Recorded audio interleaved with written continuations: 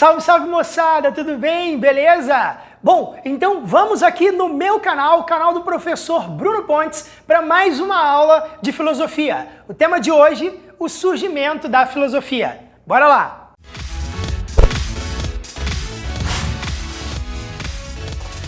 Bom, falar sobre filosofia já é em si um problema filosófico. A definição, ela passa por várias compreensões diferentes, várias formas de entender diferentes, mas muitas vezes a gente tem que se perguntar, será que existe uma definição clara sobre o que é filosofia? Existem definições sobre filosofia.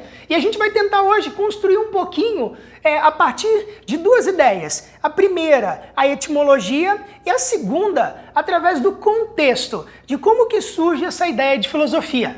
Bom, falando sobre etimologia, a gente retoma a ideia do nosso colega Pitágoras. Pitágoras, ele é o cara que formula esse nome, é tão conhecido dentro da filosofia, né, dentro da história da filosofia.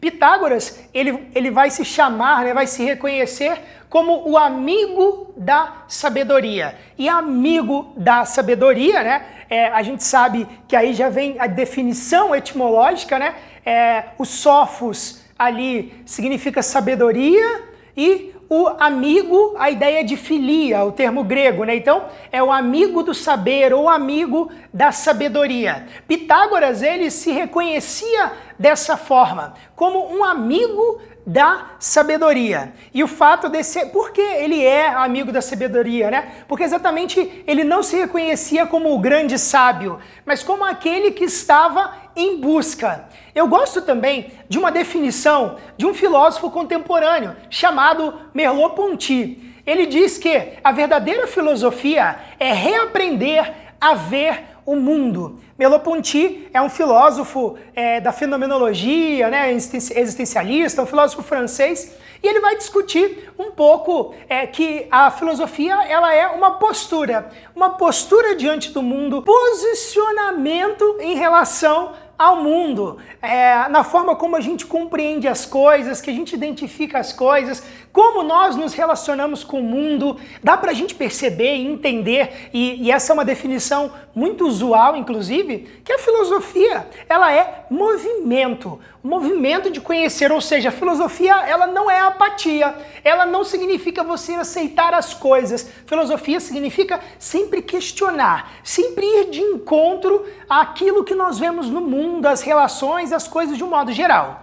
Para entender um pouco mais, eu disse que nós vamos trabalhar um outro elemento. O primeiro da etimologia e o segundo que diz respeito à noção do contexto, né? E para entender o contexto, a gente precisa comparar duas coisas que dizem respeito à história antiga da filosofia, que é exatamente a passagem do mito à filosofia, que nós chamamos a cosmogonia para a cosmologia. O que vem a ser, então, a cosmogonia? A cosmogonia nada mais é do que essa narrativa fantasiosa que quer explicar a origem do mundo, das coisas, do universo, atrelando também ali alguns elementos estruturais da natureza. Tem uma obra do Hesíodo chamada Teogonia, que vai narrar, inclusive, o surgimento dos deuses, que diz muito, inclusive, a própria expressão cosmogonia. Cosmo significa universo, né? E agonia significa essa ideia da criação, da geração. Então, a criação do universo, né, e também a criação dos deuses diz muito dessa narrativa mitológica. O Hesíodo, que eu estava dizendo, ele coloca e ele apresenta muito bem, né, a narrativa da criação, o nascimento dos deuses, né? A gente tem aquela passagem, por exemplo, que Cronos, ele devorava seus filhos, né? Até que Zeus vai lá e derrota Cronos, e aí ele é reconhecido, né, como o Deus maior, né, aquele que ganha toda a reverência, inclusive dos outros deuses. Por quê? Porque ele derrota e liberta os deuses que eram engolidos pelo seu próprio pai, Cronos. Isso é a narrativa que nós chamamos de cosmogônica. Porém, dentro desse contexto grego, existem alguns problemas que eles vão fazer com que nasça uma ideia de uma cosmologia, né? A cosmologia, ela é exatamente o quê? É esse questionamento em relação a essas justificativas que nós temos aí, ou seja, uma passagem do mito para a filosofia. Passagem essa, galera, que ela é uma passagem gradual, não é uma ruptura forte, não. Ela é gradual do mito para a filosofia. E a cosmologia, ela quer exatamente fazer o quê? Buscar uma justificativa racional sobre o surgimento do mundo, das coisas, né? Então, é claro que não dá pra gente desconsiderar o argumento da época. E quando a gente pensa o próprio conhecimento mítico, ele é importante, né? Imagina a gente no século 8 a.C., sem ciência, sem tecnologia, sem nada, né? Como que a gente justifica os fenômenos da natureza? E aí? Né? Como que a gente vai justificar racionalmente isso tudo? Então o mito ele tem um lugar muito importante, né? Por exemplo, imagina que a gente está conversando, sentado numa praça e do nada cai um raio.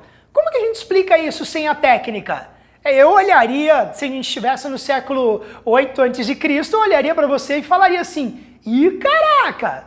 Zeus tá boladão, maluco, né? Olha o raio que caiu ali, né? Por quê? É uma justificativa, né? Da mesma forma, você tá lá na praia, curtindo a vibe, tranquilão, né? E do nada vem um tsunami, né? A galera já olha e fala, aí, maluco, Poseidon tá pistola, hein, rapaz? Por quê? É uma forma de você justificar. Como não existe uma técnica, né? E como a cultura grega ela estava muito atrelada à questão divina, é normal que essas justificativas elas existam, né?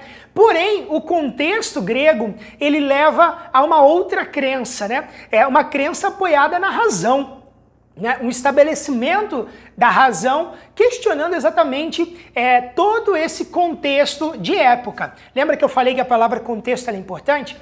Exatamente por quê? A gente sabe que dentro do surgimento da filosofia, 3 elementos eles eram importantes ali dentro da cultura grega, né? Que era uma cultura que estava extremamente atrelada ao ideal religioso. Então nós tínhamos 3 pessoas importantes ali, né? O poeta, né? O adivinho e o sábio, o rei, né, que governavam ali a polis, né? Mas com algumas coisas, com o surgimento de algumas coisas, essa forma de governo atrelada ao ideal religioso, ele vai sendo colocado à prova. A gente tem, por exemplo, a ideia da navegação. A navegação é muito importante porque ela faz, primeiro, né, que você tenha contato com outras culturas e que há uma superação, né? Que haja uma superação em relação àquelas crenças antigas, né? Como, por exemplo, lá no mar existem criaturas mitológicas, né? O monstro bitelão que vai devorar você.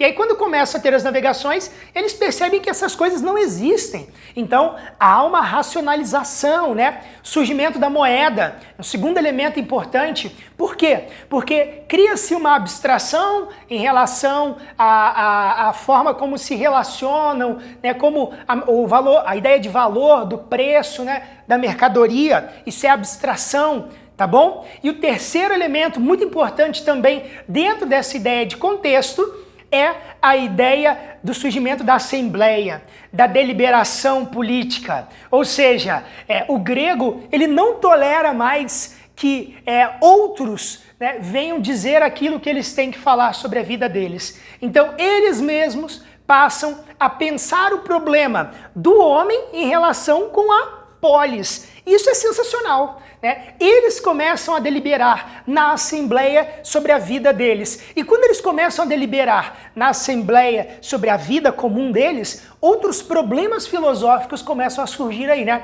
Então há essa ruptura com essas formas de governo apoiada em ideais religiosos e a gente vê um outro ideal surgindo, que é o ideal democrático. Claro, ele é muito mais complexo, mas a gente está trazendo aqui para a gente poder elucidar um pouquinho isso, né? E a gente percebe que essa vida dentro da polis, esse relacionamento dentro da polis, a partir da ideia da assembleia, começa a trazer outros problemas. A relação comum, né? O problema da deliberação, a participação política. Você vê 2 importantes figuras surgindo em Atenas também, né? Solon e Clístenes, que eles começam a institucionalizar as leis. Eles escrevem as leis e as regras da vida democrática, ou seja, mais uma racionalização sobre a forma de ser. E a filosofia, ela nasce desse contexto. E entender esse contexto é super importante, principalmente, galera, porque o Enem curte muito isso, porque é um tema que está atrelado à própria ideia da história e também da sociologia, quando a gente fala sobre o conceito de democracia. Bom, gente, espero então que vocês tenham gostado. Se você gostou, você já sabe a regrinha, né? Se inscreve no canal, liga o sininho, ativa o sininho aí e compartilha com os amigos. E claro, não esquece de dar aquele like também, tá bom? Beijo no coração de vocês e até a próxima, gente. Tchau, tchau.